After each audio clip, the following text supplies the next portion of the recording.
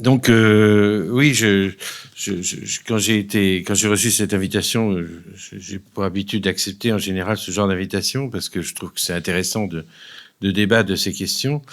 Et quand j'ai reçu la présentation, je me suis dit que j'avais un problème. Alors, quand on me présente comme sociologue, en général, je rajoute toujours personne n'est parfait. Et je revendique quelque chose de cette imperfection.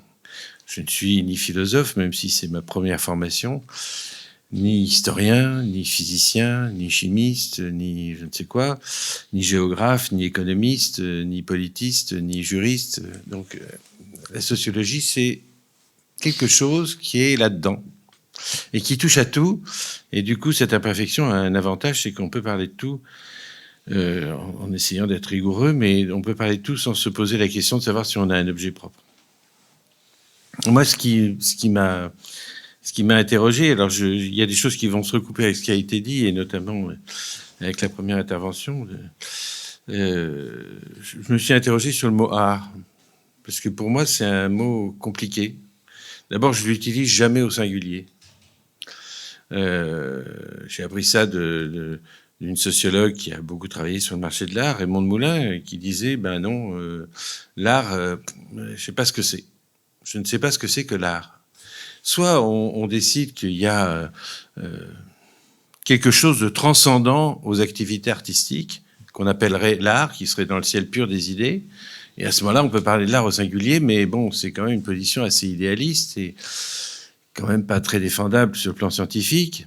Ou alors, il y a des pratiques artistiques, il y a des activités artistiques, et je ne suis pas sûr qu'on y gagne en clarté et en compréhension de ce dont on parle, en mélangeant dans une espèce de grande marmite le danseur, le musicien, le plasticien, l'écrivain, l'auteur de BD, la rockstar. Bon, je suis pas sûr qu'on y gagne en clarté.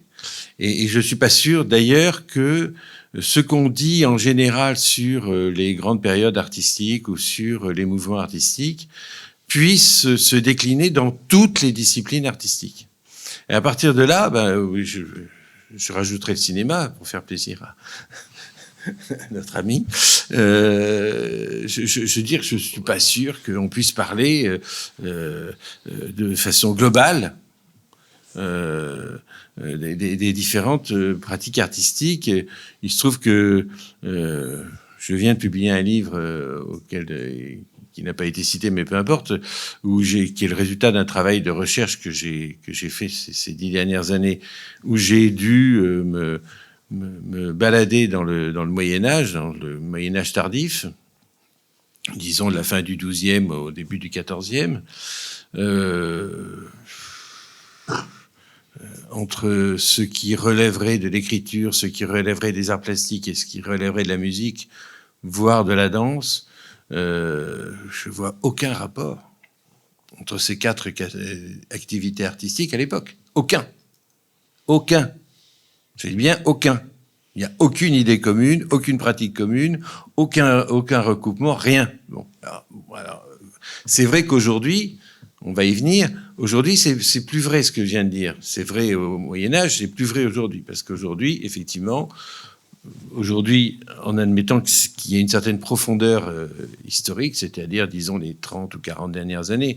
Donc ça fait un aujourd'hui un peu large, mais aujourd'hui, je ne sais pas très bien ce que c'est. Bon, je veux dire, c'est pas 2023, quoi. C'est ça que je veux dire. Il y a des recoupements entre les arts, il y a des croisements entre les activités artistiques, il y a des croisements entre les discours esthétiques sur les activités artistiques, qui fait qu'on n'est plus du tout dans la période du XIIIe siècle. Mais peu importe, je veux dire, il y a quand même une interrogation sur ce singulier. Deuxième interrogation, et je viens d'y faire allusion, c'est sur aujourd'hui. Alors moi, j'ai du mal avec aujourd'hui. Je ne sais pas ce que c'est qu'aujourd'hui. Ça voudrait dire, quand on dit aujourd'hui, on suppose qu'il y a une différence entre aujourd'hui et ce qui n'est pas aujourd'hui, c'est-à-dire qui est hier, éventuellement demain, mais surtout avec ce qui était hier. Mais alors à ce moment-là, il faut savoir quand commence aujourd'hui.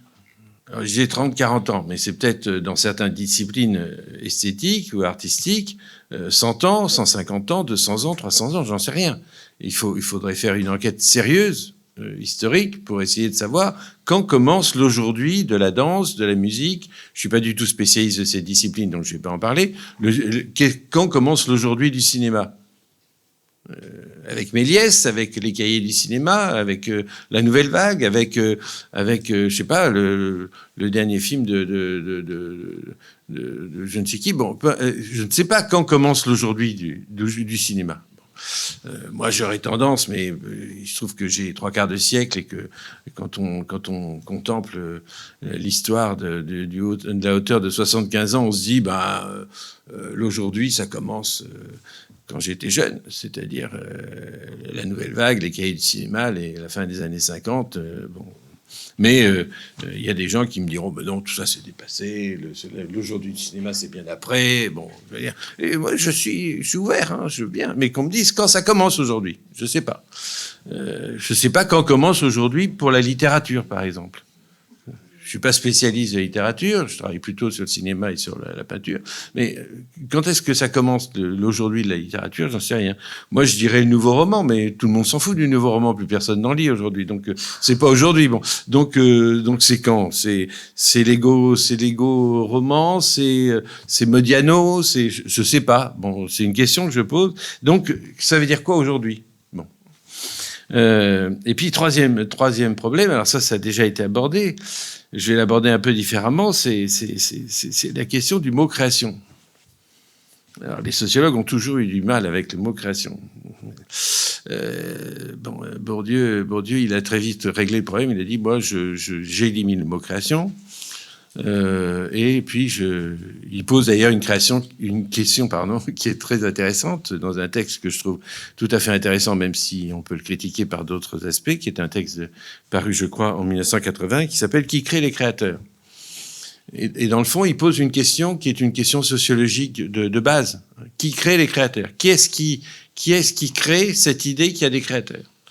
Et donc lui, il remplace, mais il n'est pas le premier, hein, Marx l'avait fait un siècle avant, il remplace création par production. Bon, c'est-à-dire qu'il dit qu'il y a des producteurs. Il y a un philosophe que j'aime bien, que j'ai eu la chance de bien connaître, qui est François Dagonier. En 85, il disait, je le cite, « Évitons toute mystification, l'artiste doit être tenu non pour un inspiré, mais pour un réalisateur. » J'aime bien ce mot réalisateur.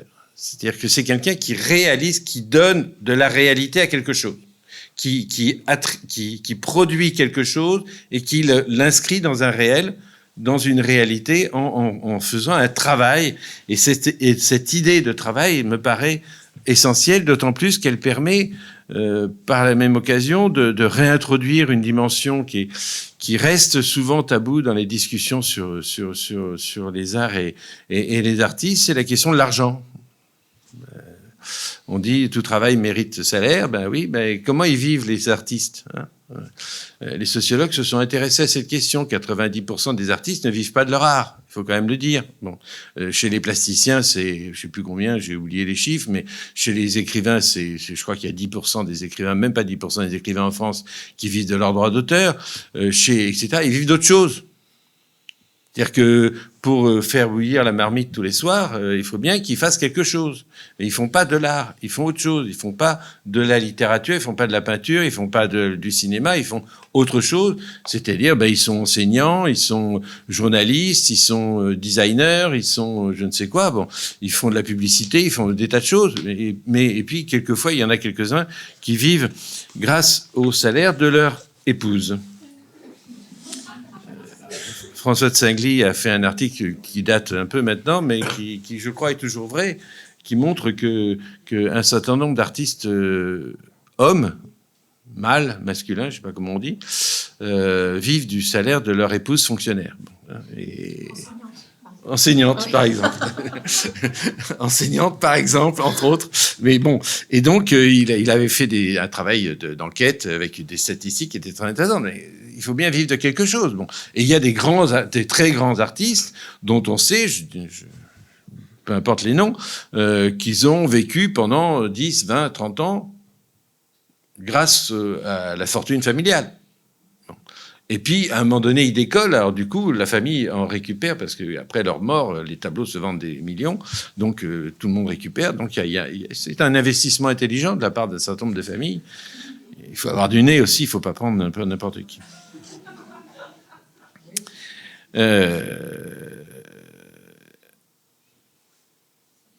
Bon, alors, donc, vous voyez, je suis quand même un peu embêté parce que tous les termes qu'on emploie me posent un problème. D'autant plus que quand j'essaye de voir un peu les débats aujourd'hui autour des arts contemporains, je me dis, qu'est-ce qu'il y a de vraiment nouveau dans les débats aujourd'hui ? C'est-à-dire, dans le fond, de quoi parle-t-on ? Il y a eu quelques cas récemment d'un certain nombre d'œuvres. Alors récemment, disons, dans les 20 dernières années, soyons larges, où il y a eu un certain nombre d'œuvres qui ont été soit commanditées par l'État, soit par la ville de Paris, soit par la ville de Perpignan ou de Vienne ou de ce que vous voulez, peu importe, c'est pas ça le problème, et qui ont fait l'objet d'un certain nombre de critiques. C'est du kitsch, c'est n'importe quoi, on dépense l'argent public pour acheter n'importe quoi, mais c'est un très très vieux débat. La ville de Paris et l'État français s'étaient mis d'accord pour commander une œuvre à Dubuffet, qui était une statue de, je sais plus, 17 mètres, je crois, ou 15 mètres de haut. Vous savez, ce que faisait Dubuffet avec des rouges, des bleus, etc., quelque chose d'assez monumental, qui devait être érigé au centre de la place d'Italie. Il se trouve que j'habite à côté de la place d'Italie, donc le sujet m'intéresse. Il y a eu une pétition contre le fait qu'on érige cette statue de Dubuffet, place d'Italie. Je crois qu'elle a été placée quelque part dans une forêt autour de Paris, vraisemblablement. Elle sert de nichoir aux oiseaux, mais elle a coûté très cher, et à juste titre, parce que Dubuffet est un artiste réputé internationalement, et donc ses œuvres, normalement, la cote est élevée, donc c'est normal qu'on paye cher une œuvre d'un artiste célèbre. Ça n'a rien de choquant. Mais dans le fond, c'est ce que je vous raconte, c'est dans les années 60. C'est dans les années 60. Ça fait 60 ans, un peu plus de 60 ans. Donc, c'est pas vraiment nouveau. Et quand un artiste met un godemiché gonflable sur une place de Paris et que des gens viennent le trouer ou le percer pour le dégonfler, dans le fond, ils font à peu près la même chose que les pétitionnaires du 13e arrondissement qui ont refusé la statue de Dubuffet. La différence, c'est que Dubuffet, elle était destinée à rester, alors que le godemiché, il n'était pas destiné à rester, il était provisoire. Il était provisoirement installé à cet endroit-là. Donc ça prouve que les gens qui habitent le quartier où était prévue cette sculpture contemporaine sont plus impatients, peut-être que d'autres. Enfin, chacun son truc. Dernier point, je ne voudrais pas être trop long, dernier point sur lequel j'ai une hésitation, c'est l'idée qu'on puisse déterminer pour une période donnée quelque chose qui serait comment dirais-je, un courant dominant. Vous savez, c'est une vieille question qui a été posée par Roland Barthes dans les années 60. Il se disait, mais pourquoi dit-on que le XVIIe, c'est le siècle de la tragédie, que le XVIIIe, c'est le siècle de la philosophie, que le 19e, c'est le siècle du roman. Pourquoi on dit ça? Alors que au 17e, il y a des romans, il y a de la poésie, il y a de la comédie, que au 18e, il y a du roman, c'est sûr. Il y a du roman, il n'y a pas que de la philosophie, il y a aussi du théâtre, et du théâtre qui, à l'époque, avait un certain succès, etc. Et au 19e, il n'y a pas que du roman, il y a aussi du théâtre. Après tout, il y a Victor Hugo, il n'a pas écrit que des romans, il a écrit des pièces de théâtre. Et vous savez que Alexandre Dumas considérait que il n'était écrivain que parce qu'il écrivait des pièces de théâtre, et que ses romans qui ont fait son succès et sa relative fortune, parce qu'il avait tellement de dettes qu'il n'était pas riche, c'était pour lui, comme disent les artistes de théâtre, faire des ménages. Hein, pour lui, c'était une activité lucrative, non artistique, non littéraire. Bon. Alors, pourquoi on dit que c'est... Alors, bien sûr, il y a Stendhal, il y a etc., il y a Balzac, bon, tout ça, c'est vrai, mais est-ce que ces catégories... Et Roland Barthes, le texte est très intéressant, il s'interroge, il dit, mais qu'est-ce que ça veut dire? Alors, je ne vais pas reprendre Enfin, si, on peut reprendre la réponse de Roland Barthes. Il dit, dans le fond, c'est peut-être, il n'est pas très affirmatif, mais c'est peut-être que c'est cette activité artistique, littéraire en l'occurrence, qui dit le mieux, entre guillemets, l'esprit du siècle, qui dit le mieux ce que pensent ou ce que ressentent les gens de ce siècle. Je suis pas sûr que cette réponse, elle est intéressante. Il faudrait y travailler. C'est pas le lieu ni le moment, mais je suis pas sûr que ça soit. Je pense que c'est plutôt la manière dont les gens du XXe siècle pensent le XVIIe siècle ou pensent le XVIIIe siècle, plus que la manière dont les gens du XVIIIe siècle se pensent eux-mêmes. D'abord parce que c'est très difficile de se penser soi-même. C'est très difficile de dire, c'est ça qui est important aujourd'hui. Bien sûr, on va dire, et les critiques de cinéma, les critiques d'art, les critiques littéraires, etc., font un travail qui est pour moi extrêmement compliqué, et je les lis toujours avec intérêt, et en me disant, mais c'est quand même un exercice de haute voltige, et je suis sérieux. Quand même dire qu'aujourd'hui, telle ou telle œuvre est une œuvre qui mérite l'attention, c'est quand même un sacré pari sur l'avenir. Parce que si on regarde ce que les critiques d'art, entre guillemets, quand ils existaient, ont dit d'un certain nombre d'œuvres à leur époque, ben, il en reste quoi des œuvres qu'ils ont encensées? On faisait allusion au salon de Diderot. Je suis pas sûr que les artistes dont Diderot disait le plus grand bien et dont il disait que c'était les artistes majeurs de son époque soient ceux qu'on considère aujourd'hui comme les artistes majeurs de leur époque. Vraisemblablement pas. Vraisemblablement pas. Et donc, on sait bien que jusque dans les années, jusqu'à la fin du Second Empire au moins, les artistes importants, c'est ceux qu'aujourd'hui on méprise sous le nom de pompiers, et dont on a mis un ou deux tableaux à Orsay uniquement parce que le musée d'Orsay est un musée historique et qui voulait représenter toutes les tendances. Bon. Et les impressionnistes, c'était rien. Or, ce que nous pensons, nous, de cette période, c'est que les impressionnistes, c'est ce qui est important. Donc, qu'est-ce qu'on peut dire de ce qui est important aujourd'hui? Très franchement, je ne me lancerai pas. Excusez-moi, je suis... dernier point, je ne sais pas si j'ai encore une minute. Oui.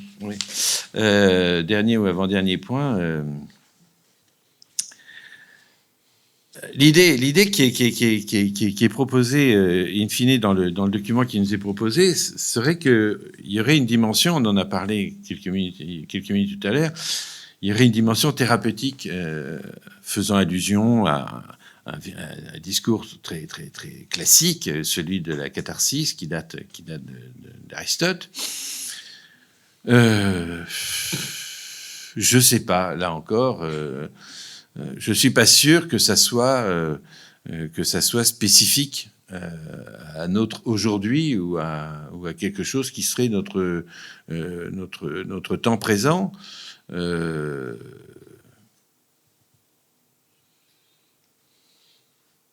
ne suis pas sûr d'ailleurs que l'activité artistique doivent nécessairement servir à quelque chose. Je ne suis pas sûr que l'activité artistique ait une autre finalité qu'elle-même.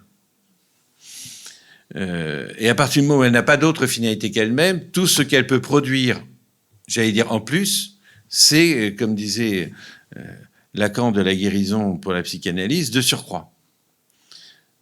On n'est pas contre le de surcroît. Hein. Lacan n'était pas contre le de surcroît, c'est très bien. Mais il disait, c'est pas ça qu'on cherche. Et si on cherche ça, peut-être qu'on est dans un autre discours. Si on cherche, et dans le fond, ça a été le cas pendant longtemps. Pendant longtemps, les activités plastiques, par exemple, avaient pour but de diffuser une idéologie qui était une idéologie religieuse. Et il y a un pape, Grégoire, je ne sais plus combien, 7 je crois, mais je suis pas sûr du chiffre, je me trompe peut-être, disait, dans le fond, les images sont dans les églises le livre de ceux qui ne savent pas lire. Bon. Et donc, la finalité des images religieuses, c'était une finalité pédagogique, je dirais, ou d'édification, ou on pouvait dire de propagande si vous voulez être désagréable, mais dans le fond, ça revient au même. C'est de la pédagogie, c'est de la diffusion. C'est une. Bon. Après, il y a eu l'idée que ça devait être au service du roi ou des grands. Bon, une finalité politique dans le fond, mais une finalité qui était aussi idéologique, etc. Bon, et puis il y a eu David, la révolutionnaire, et puis il y a eu, etc. Et puis il y a eu les errements du nazisme avec la dénonciation de l'art dégénéré et de ce qui est appelé par une double antithèse, le réalisme socialiste, qui n'est ni réaliste ni socialiste, bon, mais qui a été, bon, je veux dire, si on décide que l'activité artistique a d'autres finalités qu'elle-même, on est rapidement dans quelque chose de cet ordre-là.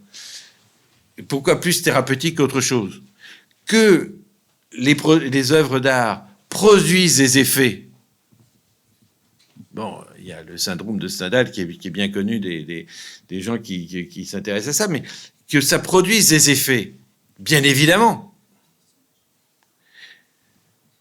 Mais d'abord, il y a deux choses. Un, est-ce que les effets produits par les œuvres sont ce que pensait, espérait, imaginait l'artiste? Et je suis un tout petit peu pragmatiste parce que mon fils l'est. Donc, je pense qu'effectivement, ça n'a rien à voir avec les intentions de l'artiste, en général. Et puis, ces effets sont fonction, justement, de celui qui reçoit, du spectateur. Et les effets qu'une œuvre va faire sur un spectateur est largement lié à l'histoire de ce spectateur, c'est-à-dire à sa formation, à sa culture, à sa langue, à tout ce que vous voulez, enfin, à ce qui fait qu'un individu est un individu X et pas Y, c'est tout. Bon. Et chacun d'entre nous va ressentir les choses. Je ne suis pas complètement pragmatiste, mais pour d'autres raisons que c'est pas le moment que... Voilà, alors je vais terminer là-dessus en disant, dans le fond... bien sûr, il y a eu un certain nombre de choses qui, dans les 50, 100 dernières années, alors vous voyez que aujourd'hui, comment ça il y a des tas de choses qui ont changé. On a introduit dans les activités artistiques de nouveaux matériaux, de nouvelles techniques, de nouvelles pratiques, etc. L'ordinateur, les combinaisons. Il y a eu l'hypo qui faisait des choses avec les mots, etc. Bon, et puis il y a les matières plastiques, etc. Bon, bien sûr, on a changé beaucoup de choses, mais dans le fond, est-ce que ce que font les artistes, chacun dans leur domaine artistique, ça n'est jamais que recomposer à partir d'éléments qu'ils trouvent dans une réalité la plus large possible, quelque chose qu'ils cherchent à exprimer ou à présenter plutôt qu'exprimer comme étant une interprétation nouvelles, en tout cas qui cherchent à être nouvelles, de la manière dont ils vivent dans le monde dans lequel ils sont. Et ça n'est pas vraiment nouveau, parce que c'est la définition même de l'activité artistique. Je vous remercie.